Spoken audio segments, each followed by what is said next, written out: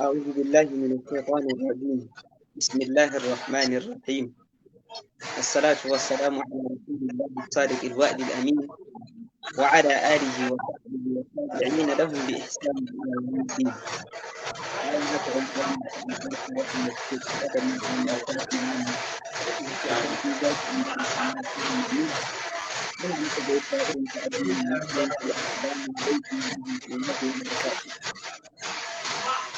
ziyara da manzon Allah sallallahu ta'ala alaihi wasallam ko ziyarar kabarin manzon Allah sallallahu alaihi wasallama abu ne wanda yawa da musulmai suna ganin halaccin da kuma suna fata ma ake yi Allah ubangiji ya kai zuwa ga kabarin manzon Allah sallallahu alaihi wasallam. Amma wannan ziyara kuma haddi da wasu malamai suke ta saɓani a kan kaɗan wasu da suka haka kan abin da yawan musulmai suke ganin na cewa ya halatta ko ziyara da annabi sallallahu alaihi wasallam da kuma ganin falalan yin hakan. Har wasu suna ganin cewa zuwa ziyara wani bangare ne na shirka da Allah madaukakin sarki. Yau muna tare da babban malamin mu Sheikh Suleiman Abubakar da Sulubi wanda insha Allah zai mana da kayan mahangar addinin musulunci a kayan ziyarar kabarin manzon Allah sallallahu ta'ala alaihi wasallam.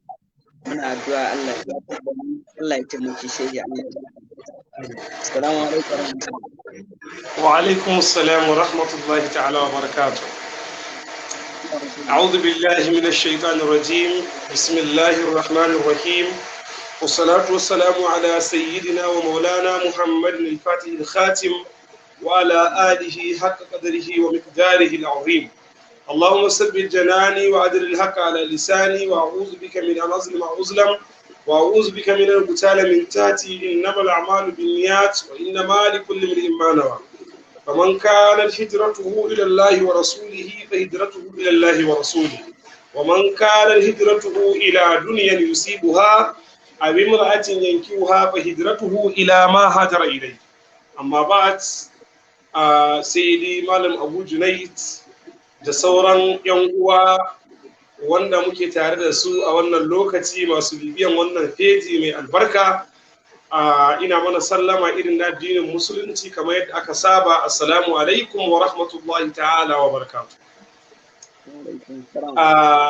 Insha Allah kamar yadda aka yi magana za mu yi karatu akan matsayin ziyaran ar-rawdatu sharifa, raudar manzon Allah sallallahu alaihi wa sallama a mahanga ta addinin musulunci.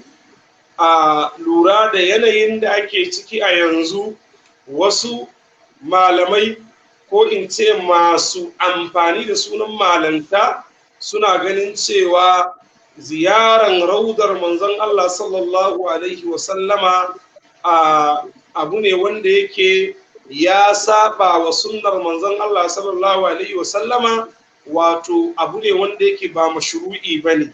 Har ma wasu masu yin taglizi wasu suna cewa yin wannan ziyarar din shirka ce, wasu ko suna cewa wai zuwa ziyaran raudar manzon Allah sallallahu alaihi wasallama a wanda ya je wai wahalar banza ya je, fa inna lillahi wa inna ilaihi raji'un. Wasu kuma suna ganin cewa ziyarar raudar manzon Allah sallallahu alaihi wasallama in mutum ba zai yi mutum ya ɗaure kaya ya kama hanya ya je ya ziyarci raudar manzon Allah sallallahu alaihi wasallama ba, sai dai wai ya je ya ziyarci masallaci, sai dai wai ya je ya ziyarci masallaci. To Malam Abu Junaid, za iya sa mana wannan bidiyon ko mu yi karatu kawai? mu yi karatu kai. To masha Allah. To alhamdulillahi, rauda ta manzon Allah sallallahu alaihi wasallama a duk duniya, malamai na duniya gabaki daya sun yi ittifaki akan cewa babu inda ya kai raudar manzon Allah sallallahu alaihi wasallama daraja. Babu wani gwaje a duniya da lahira inda ya kai raudar manzon Allah sallallahu alaihi wasallama daraja. Duk inda manzon Allah yake, ko a ina ne inda manzon Allah yake, to wannan gwajin ya fi ko ina daraja. Kuma ziyara zuwa raudar manzon Allah sallallahu alaihi wasallama wajibi ne. akwai malaman da suka tafi akan cewa mustahabbi ne, akwai malaman da suka tafi akan cewa wajibi ne. Wajibi ne zuwa ziyaran raudar manzon Allah sallallahu alaihi wasallam, saboda akwai hadisai da dama wanda suka tabbatar da cewa manzon Allah sallallahu alaihi wasallama tun yana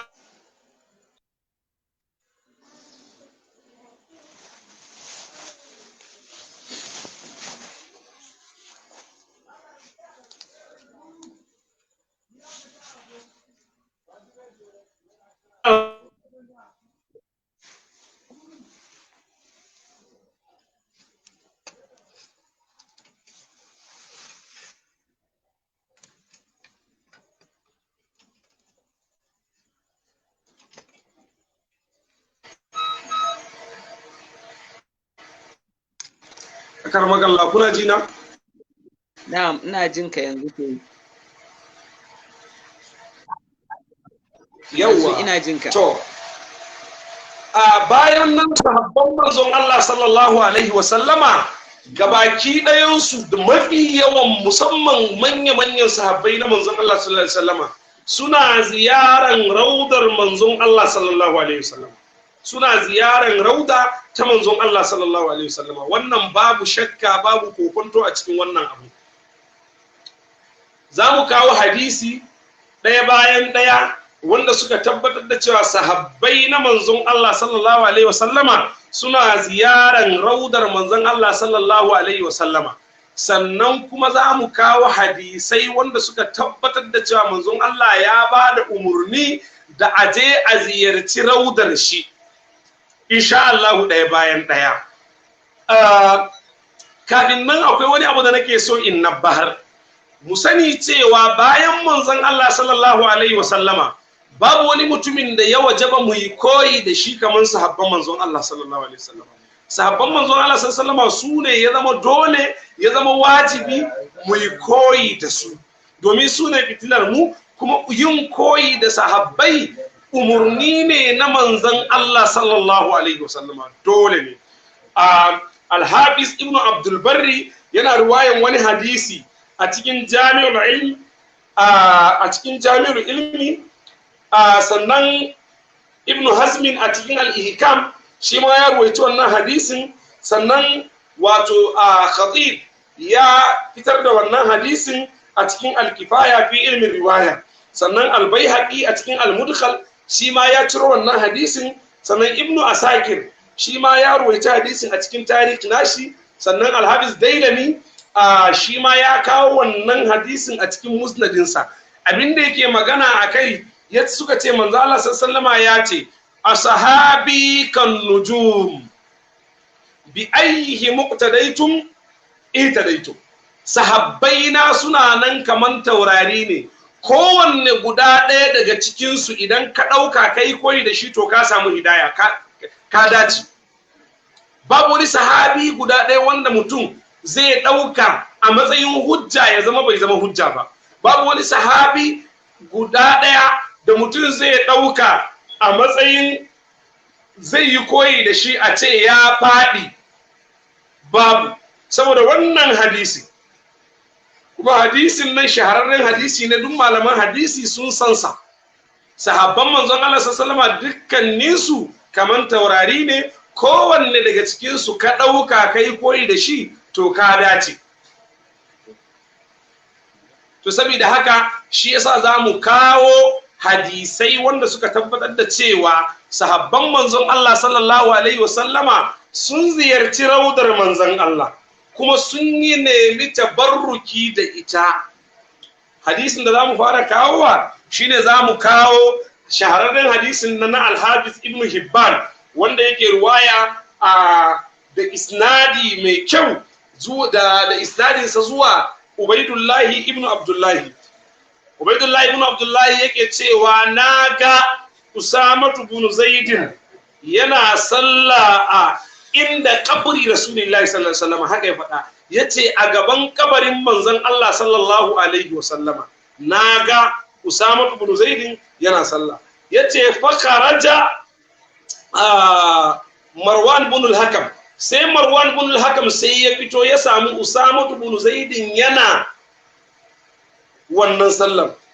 Faƙala sai ya ce, tusalli ila kabrihi, yanzu kana sallah zuwa ga kabarin manzon Allah sallallahu alaihi wasallama. Faƙala inni uhibbuhu, sai Usama bin Zaidin ya ce wallahi ni fa ina son shi ne. Ya ce wallahi ni ina son shi ne, son sa nake yi. Ya ce ni ina son sa ne. Ya ce yana son manzon Allah sallallahu alaihi wasallama. Sai ya ce faƙala lahu ƙaunan ƙabihan, sai ya gaya masa zance wanda yake mummunan zance. Ya gaya wa shi wato shi Marwan bin al-Hakam kenan, ya gaya wa Usama bin Zaidin a zance wanda yake Malam Abu Junaid ana ji na? Na'am, ana jin ka. Na dan samu matsala na network ne amma ana jin ka. Ana ji na? Ana jin ka. Ci gaba. Ka ci gaba ke. Shine sai ya gaya masa zance wanda yake mummuna. Ya gaya masa mummunan zance, amma a riwayan hadisin saboda ladabi na magabata sai ba a faɗi abin da ya faɗa ba, sai ce masa kawai mai riwayan hadisi ya ce kaulan kabihan, zance wanda yake mummuna. To shine sai ya juya ya tafi.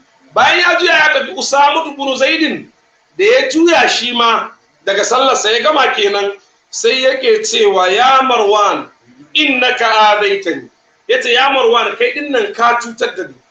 Faqad sami'tu Rasulullahi sallallahu alaihi wa sallama yaqulu, kuma naji manzon Allah sallallahu alaihi wa sallama yana cewa inna Allaha yubghidul fahishal mutafahish.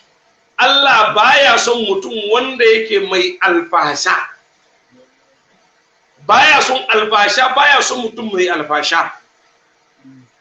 Saboda haka kenan ashe in muka lura da zahirin hadisin nan, duk mutumin da ya aibata wanda ya je ziyarar raudar manzon Allah sallallahu alaihi wasallama yayi alfasha. Saboda ga amsan da Usama bin Zaidun radiyallahu anhu ya bawa Marwan bin al-Hakam. Saboda wani dalili? Saboda dalilin ya gaya masa kaulan kabihan, ya same shi ya je ziyarar raudar manzon Allah kuma yana sallah a gaban wannan raudar. Sannan bayan wannan hadisin, hakimun Naisaburi yana riwayan wani hadisi a cikin wato al-Mustadrak, a cikin al-Mustadrak nashi da isnadinsa zuwa Dawud ibn Abi Salih, da isnadinsa zuwa Dawud ibn Abi Salih yake cewa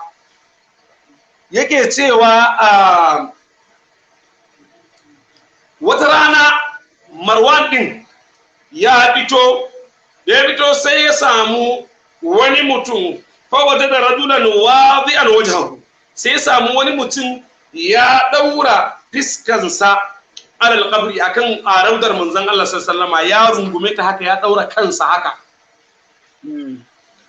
Da yazo fa akaza bi raqabati, sai ya kama wuyansa haka ya rike. Da ya rike sa shikenan sai ya ce masa a tadari ma za ta sunau, ka san me kake aikatawa haka? Ƙala ya ce na'am, na sani. Bada alai, sai wannan mutumin sai ya jiyo a gare shi. Ya jiyo fa'iza huwa Abu Ayyub al-Ansari, sai ga Abu Ayyub al-Ansari ne, shahararren sahabin nan. Ya zo ya rungumi raudar manzon Allah, yana goga kundukukinsa, yana neman albarkar manzon Allah sallallahu alaihi wasallam. Sahabin manzon Allah Abu Ayyub al-Ansari. Marwan kawai sai ya duba ya ga shi ne. Da ya duba ya ga shi ne, sai Abu Ayyub al-Ansari sai ya ce masa, na zo ziyaran rauda ne, ba na zo zuwa Hajar Aswad bane, ba na zo ziyaran Alhajar bane. Abin da ya gaya mai. Ya ce masa, ni ba rauda na zo ziyara. Raudar manzon Allah wadda ake gaya wa mutane, wai in ka tashi daga nan, ka ɗaure kaya ka tafi ziyarar raudar manzon Allah, wai kayi laifi. wai kai laifi. Sai ga Abu Ayyub al-Ansari yace ya zo ziyaran rauda ne. Sahabin manzon Allah sallallahu alaihi hadisin bayar Ibn Hibban kuma waye ya zo ziyarar raudar manzon Allah? Usama ibn Zaid. Kuma wannan hadisin Hakim da ya kawo shi a cikin al-Mustadrak nashi sai yace sahihul isnadi walam yukhrijahu, yace hadisin nan isnadin shi ingantacce ne duk a bisa ga sharadin Bukhari da Muslim duk da basu fitar da shi ba. Sannan Al-Hafizu Zahabi shi ma da yazo Al-Hafizu Zahabi an san yanda yayi wa Al-Mustadrak, amma duk da haka bai ce komai akan wannan hadisin ba, yace ingantacce ne. Har ma ya ƙara da wata maganar da yake cewa yayi wa yustafadu min hataini riwayataini anna as-sahaba yazuruna qabran nabi sallallahu alaihi wasallam wa yusalluna ila jihati qabrihi. Yace wannan riwayoyi guda biyu na wannan hadisin inji al-Imam Zahabi yake cewa sai ba mu fa'ida akan cewa lalle sahabban manzon Allah sallallahu alaihi wasallama suna ziyartar raudar manzon Allah sallallahu alaihi wasallama, kuma suna sallah a wajen raudar manzon Allah sallallahu alaihi wasallama dan neman albarkar manzon Allah sallallahu alaihi wasallam. Inji al-Imam Az-Zahabi radiyallahu anhu. So saboda haka zancen cewa ba za a ziyarci raudar manzon Allah sallallahu alaihi wasallama ba, mun san daga ina aka samu wannan fatawar, kuma da me aka yi istidlali ne na ƙarya, istidlali ne na ƙarya na rainin hankali, wanda babu abun da ke kumshe da wannan istidlalin sai kiyayyar manzon Allah sallallahu alaihi wasallama. Kuma za mu zo mu yi magana akan istidlalin, mu kawo zantuttukan malamai a kansa, za ku ji masu mu za su tabbatar da cewa istidlalin da suke yi akan hadisin cewa ba za a ziyarci raudar manzon Allah ba istidlali ne na son zuciya. A faraita man ittakhadha ilahahu hawahu fa'allahu Allahu ala ilmin wa khatama ala sam'ihi wa qalbi. Sannan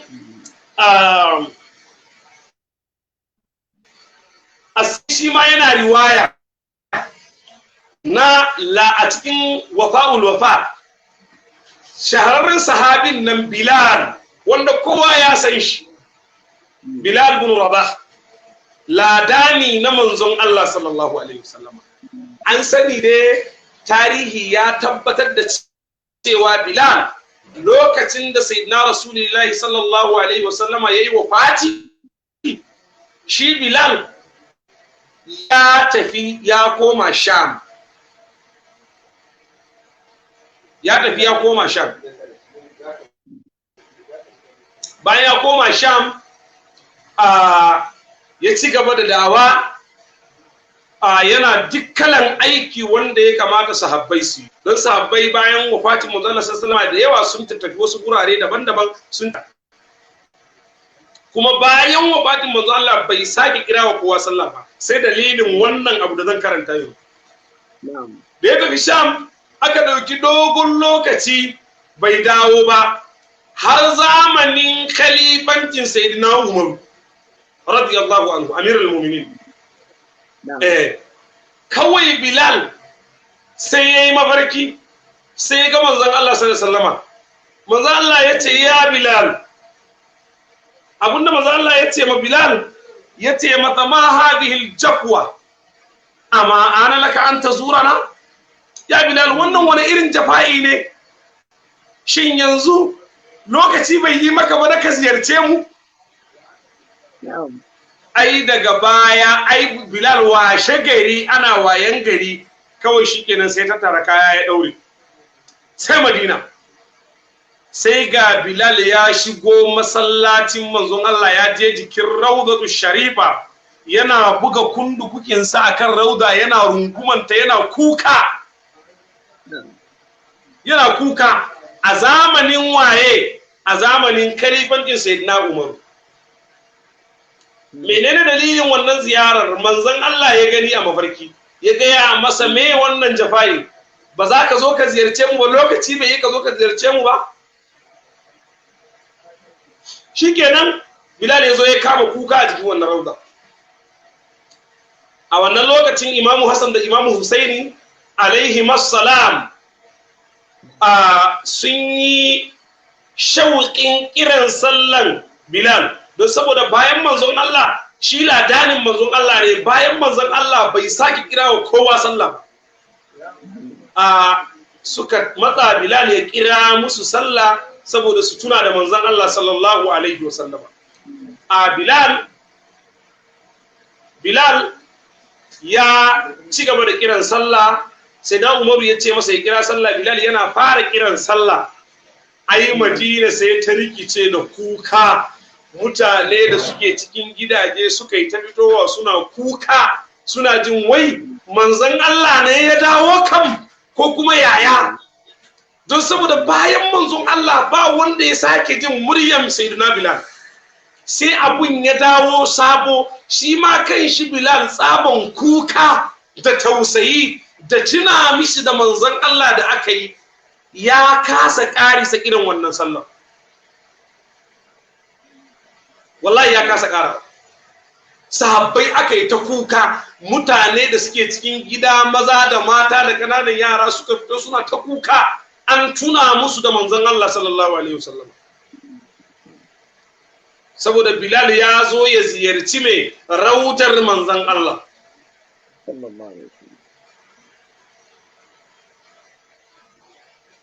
Bilal ya gama ziyararsa, ya koma daga Sham. To, abinda za mu yi magana a kai, ga Bilal ya ɗaure kaya daga Sham ya zo ya ziyarci raudar manzon Allah. Ga Abu Ayyub al-Ansari ya zo ya ziyarci raudar manzon Allah, har ma ya yi raddi ga Marwan ibn al-Hakam, ya ce kabarin manzon Allah, raudar manzon Allah na zo in ziyarta ba Hajar ba. Ga Usama ibn Zaidin ya zo yana ziyarar raudar manzon Allah, yana sallah a gaban rauda don ya samu albarkar manzon Allah. Ya gaya mishi kaulan kabihan, shi ma ya mai raddi, ya ce kuma manzon Allah ya ce Ubangiji baya son mai albasha, fahishin mutafahish. Ya ce masa kuma kai da kake inkarin abunda nake yi, kai dinnan mai alfahishu ne, almutafahish ne. To yanzu abun tambaya, yanzu wayannan sahabban da manzon Allah ya ce kowanne daga cikinsu muka ɗauka muka yi koyi da shi mun dace, yanzu don Allah don annabi ɗan izala da ya ce zuwa ziyarar raudar manzon Allah sallallahu alaihi wasallama shirka ne, haramun ne, su yanzu wayannan sahabban sun yi shirka ko sun yi sabo? Tambaya na kenan. Na biyu, shi da yake itikadin sunna yanzu ya fi su sanin sunna, ya fi su sanin sunna, ya fi su hidaya, ko ya fi su sanin abinda alkur'ani ya koyar, ko ya fi su sanin abinda manzon Allah ya koyar, ko ya fi su sanin bambancin tsakanin halal da haram, ko ya fi su kishin addinin musulunci, wanda suka rayu sun fi son mutuwa akan rayuwarsu don su tabbatar da addinin musulunci. Ya kamata mu yi adalci, mu wa kanmu adalci. Na hudu shine zan kawo hadisin da, ko da ya kamata in kawo wannan hadisin a ƙarshe, hadisin da suke istidlali da shi, amma yanzu bari in kawo mana wato wa'yansu hadisai wanda suke nuna tabbacin ziyarar manzon Allah sallallahu alaihi wasallama umurni ne mashru'iya ce, wajibi ce a cikin addinin musulunci. Kuma kamar yadda muka sani shahararriyar ƙa'ida ta malaman hadisi, ko da hadisi da'ifi ne an sani yawan hanyoyin shi yana karfafa shi ya zama dole a yaki da shi, kamar yadda Imam Suyuti yake faɗa ko yace ya taqawwa bi kathrati turqihi, yana yin karfi ya zama ba zai yi a yadda shi ba saboda yawan hanyoyinsa. Yayin da wasu malaman mu na mutaakhirin suka ce malaman fiqh ma suna in suka nemi sahihin hadisi suka rasa suna ɗaukan da'ifi ma su yi aiki da shi dan a cire wani hukunci. Al-Imam al-Baihaqi yana riwayan wani hadisi da Al-Hafiz ad-Daruqutni da Al-Hafiz al-Bazzar da Al-Hafiz ad-Diya al-Maqdisi da Al-Hafiz Sa'id ibn Sakan, dukkanin su suna riwayan wani hadisi wanda manzo Allah sallallahu alaihi wasallam yace man zara qabri wajabat lahu shafa'ati, wanda duk ya je ya ziyarci raudata ya ziyarci kabarina ceto na ya wajaba a gare shi. Ma'ana manzon Allah ya tabbatar da yayi alƙawalin duk wanda ya je ya ziyarci raudar manzon Allah ya tashi daga inda yake babu abin da ya kai shi sai ziyarar raudar manzon Allah, to lalle manzon Allah ya tabbatar da cewa cetonsa zai, wannan mutumin zai samu cetonsa. An san gade Hufas su suka kawo wannan hadisi wanda dukkanin su kowanne ɗaya ka ɗauka hujja ce a cikin malaman hadisi. Al-Baihaqi, Al-Hafiz Daruqutni, Al-Hafiz al-Bazzar, Al-Hafiz ad-Diyauddin al-Maqdisi, Al-Hafiz Sa'id ibn Sakan, dukkanin su.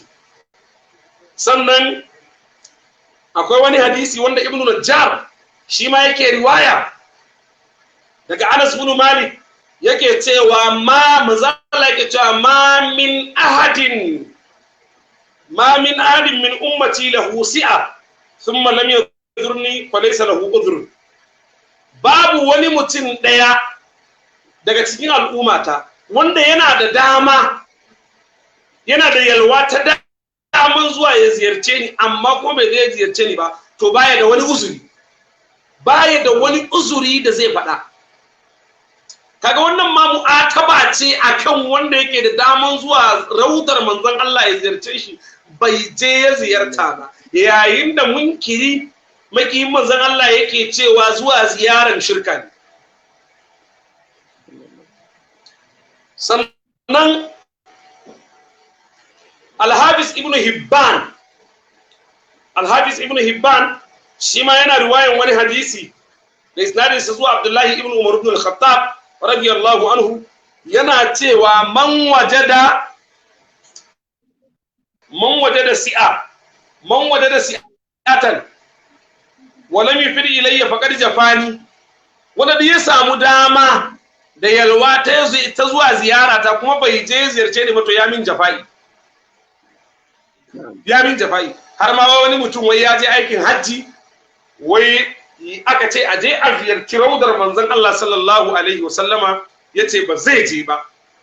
Wai ya dawo yana alfahari yana faɗa wa mutane wai shi ya je, shi bai je rauda ba, shi masallaci ya ziyarta. To shi masallacin da wa ya ɗaukaka? Manzon Allah sallallahu alaihi wasallam, Maulana Sheikh Abubakar Musulmi yana cewa wai bihi taibatun tsabar wa huttila kadruha, ita kanta Madina da manzon Allah ne ta yi daɗi har aka fifita darajanta akan kowanne gari.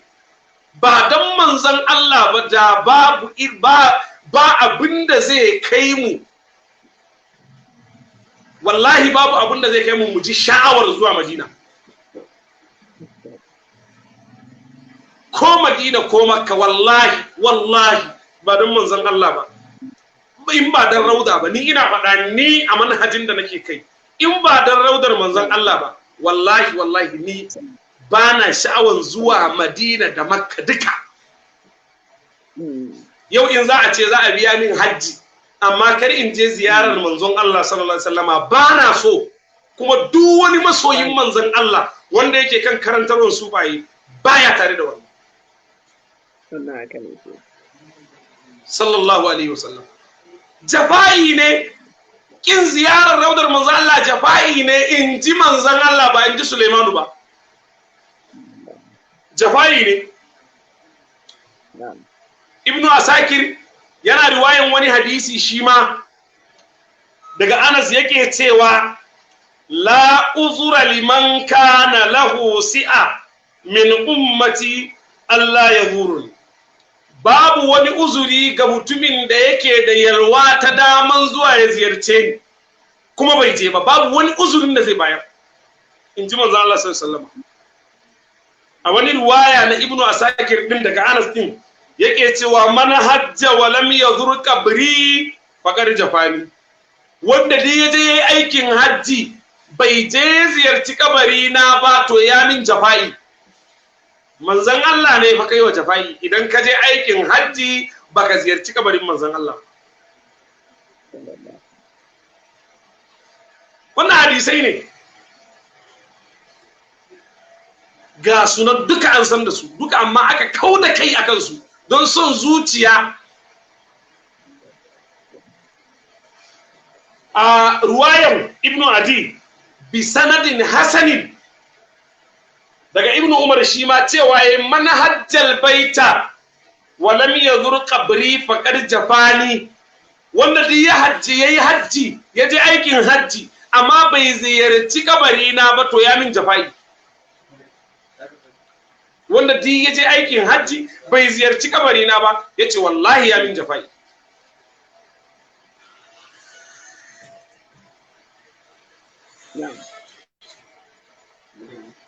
Abun da ya magana a kai, saboda haka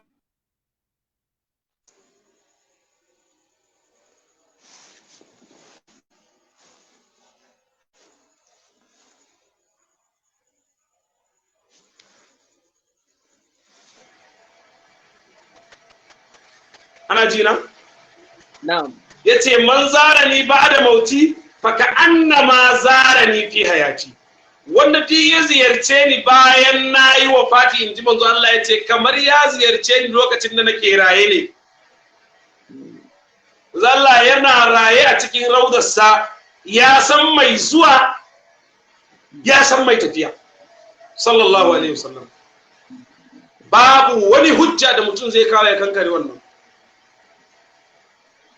Saboda haka manzon Allah sallallahu alaihi wasallama ziyarar raudarsa abu ne wanda yake mashru'i, tabbatacce, wajibi a cikin addinin musulunci. Har ma daga cikin masu yin istidlali da wannan abun akwai wani dassi da suka yi ma Imam Malik radiyallahu anhu. Imam Malik, kowa ya san Imam Malik daga murya ma baya yadda a yi a yayin da ake karantar da hadisan manzon Allah, sabon soyayyar da yake yi wa manzon Allah sallallahu alaihi wasallama. To ya karhanta mutum ya ce kabarin manzon Allah, sai dai ya ce raudar manzon Allah. To wannan karhanta cewa kabarin manzon Allah din nan shine suka dauka suka canja suka ce wai ai Imam Malik ya karhanta ziyarar raudar manzo Allah, kuma billahi alazim dasiri Imam Malik bai hana bai karhanta ba. Kuma dama halin su ne mun san suna yi, tunda mun ga yadda ake shigan jawahirul ma'ani a yanzu, ana ta yin dassi a dauko sun nusus a fassara su akasin yadda suke.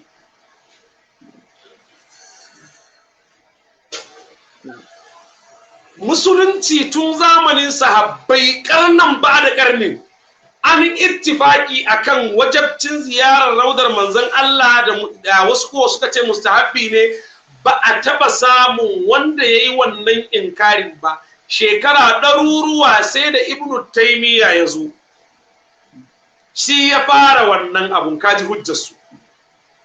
hadisin da Ibn Taymiyyah ya istidlali da shi kuma in ka dauko bayanansa a cikin majmu'u fatawa kamun ka iso inda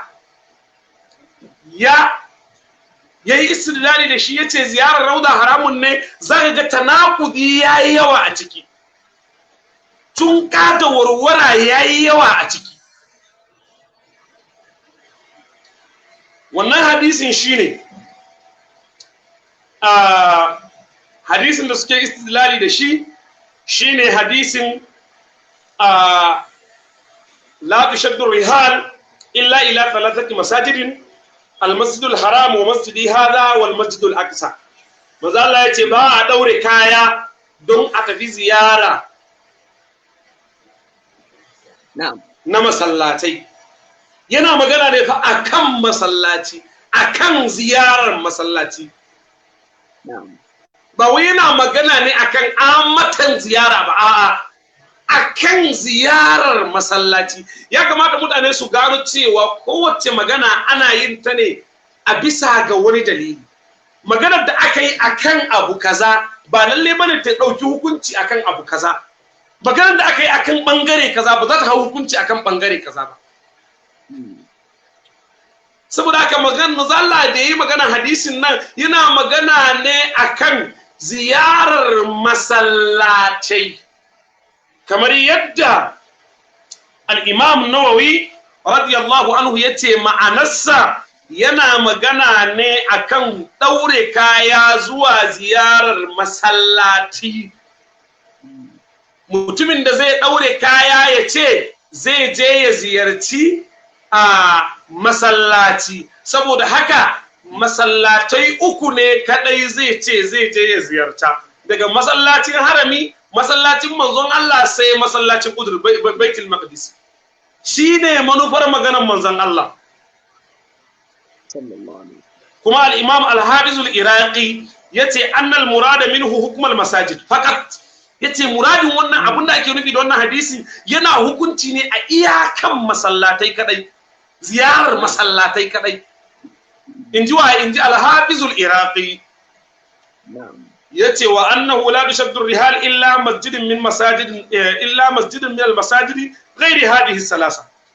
Wannan hadisi yana magana akan cewa ba za a taba daure kaya a tafi ziyara ba daga wani masallaci don a ce bari in je in ziyarci masallaci kaza in yi sallah in samu tabarruki, sai iya wayannan masallatai yan kadai.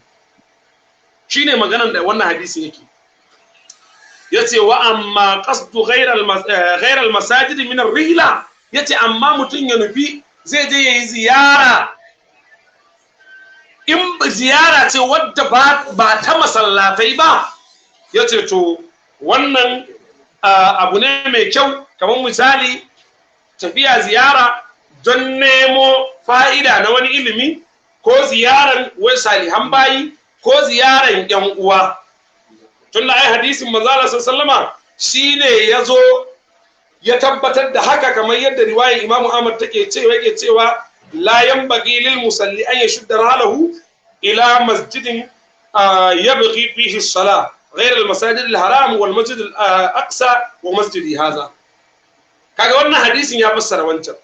Bai kamata ga mutum wanda yake nufin sallah ba yace zai daure kaya ya tafi wani masallaci yayi sallah a can haka kawai idan ziyara, sai masallatai guda uku ne.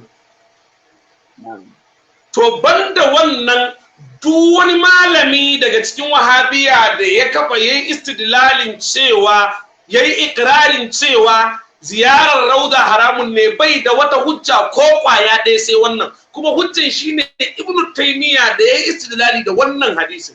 Shi yasa al-Hafiz Ibn Hajar al-Asqalani a cikin Fathul Bari a cikin bayanin fadlu salati Makka wal Madina abinda ya magana akai yace wal hasil annahum alzamu Ibn Taymiyyah bi tahrim shadd ar-rahl ila ziyarati qabr an-nabi sallallahu alaihi wasallam wa ankarna surata zalik.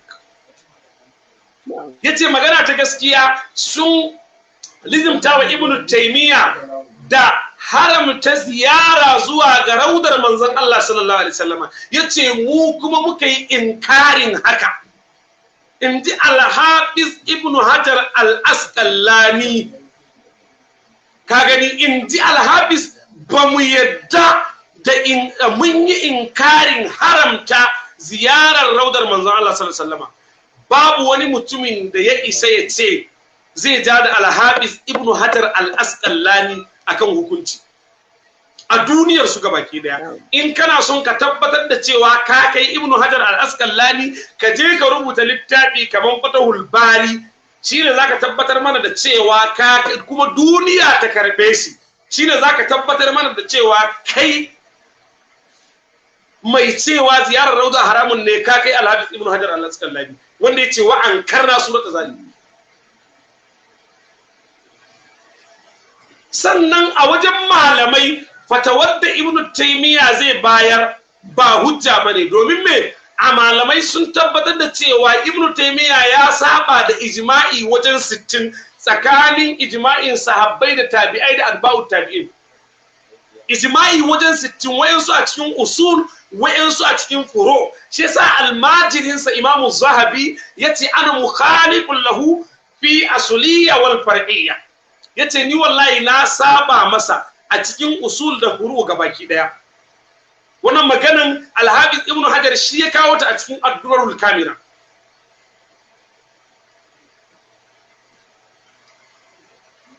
Saboda haka wannan a zancen cewa ziyarar raudar manzon Allah sallallahu alaihi wasallama wai ba ya da kyau, to wallahi mutum ya shiga hankalinsa da haramta abinda Allah bai haramta.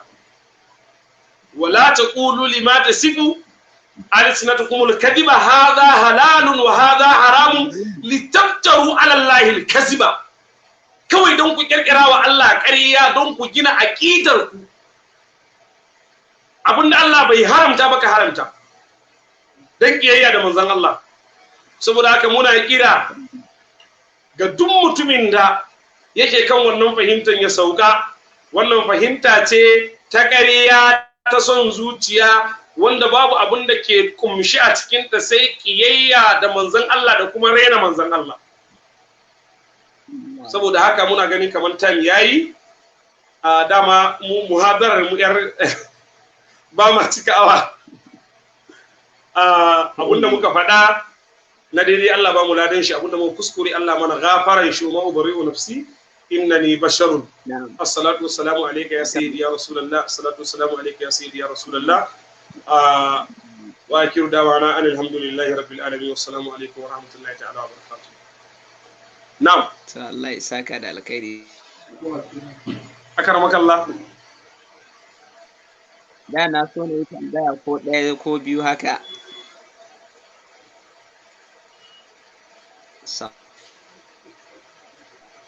Shikenan. Na'am, sai ni na jina. Ba na jin ka. Akaramakallah. Ba ka jina? Kama dan koyi rikicin network, ba na jin ka.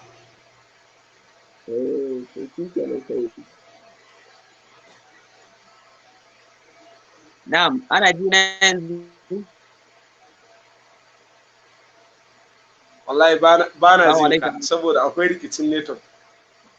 To shi kenan sai to Allah ya ba mu sa, Allah ya saka, Allah ya karba mana. Allah ya azurta mu da ziyara. Ai ba na ji ne. Yanzu ma yana magana amma ba na ji.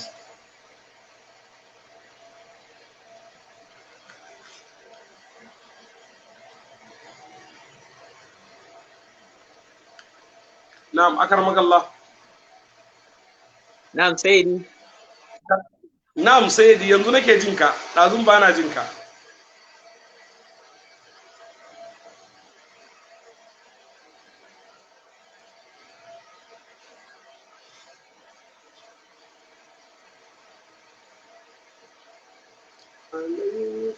صلاة الله ثم سلامه على yato yanzu dai muna sauraron sai na kama ya saba salami owattiko